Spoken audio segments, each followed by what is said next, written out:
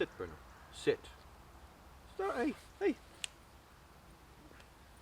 Wow, Wally here. Guys, I'm just down doing some work at Red Branch here. And I was having some lunch there, and I have my firebox stove, and I have my wee Stanley cook set. Come out of it, Bruno. Bruno's gonna burn his nose.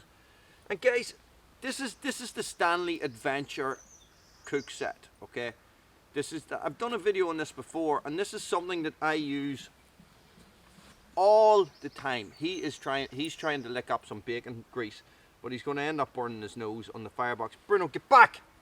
Sit! Stay. Okay, so I got this little pouch that people ask me about all the time, guys. 3 Trees Design, I think it's called. Guys, it's the Stanley cook set I want to talk about, right? And the modifications, right? This is not going to be a very long video, guys. I have modified this a little bit, not a lot, okay?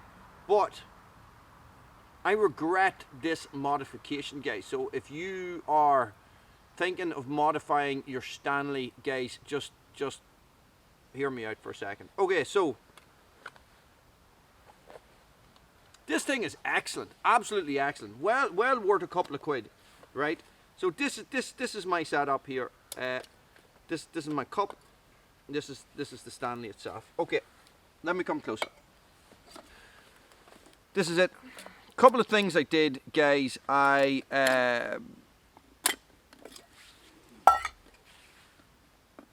put drilled a little hole in this, and I used to have a little steel ring in that, so you could pick it up like that and hold it up in that position. That's 100%, guys. The modification that I am not happy with, and if I had to do it again, I wouldn't do it, is this. Is this little handle, okay? Now it works, right? If you want to suspend your pot over fire, it works 100%. But what I would have done is I would not have drilled holes in the side of the Stanley pot, okay? Now, there is a guy on YouTube, and I can't remember the name of his channel, guys. I'll link it down below, and he has done a whole series of videos on these Stanley cook pots and all the different ways to modify it. Guys, now, he puts a handle on his, and he puts it on in a slightly different way, okay? Now, this is why I don't like this.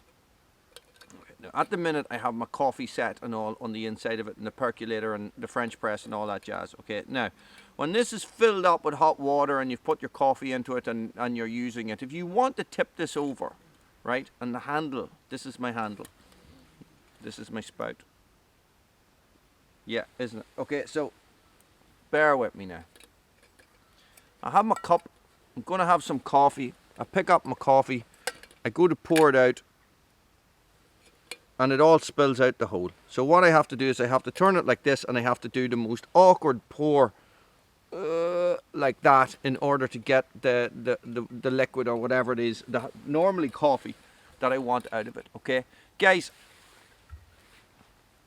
think about that before you go drilling holes in your Stanley pot. Everything else is pretty much spot on, guys. These things are definitely worth, I think they're like £18 or something, guys. Brilliant yoke, absolutely brilliant. Yeah, that's it. The guy, the other YouTuber, he puts a band around his and puts this onto the band, okay? So that it's not, he doesn't actually drill holes through his pot, okay? And that seems to work a hell of a lot better. Guys, I know it's something small, but it's just one of these things that the more you use the pot, the more annoying it is, right? And it's not a fault on Stanley, it's not a fault on the pot. It's me for making the modification without really thinking it through. And now, in fairness, I did make it about 7 years ago, so what can you do?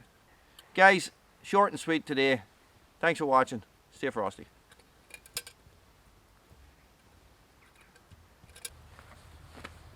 Dogs love rolling in mud, boy. Love it. Good dog.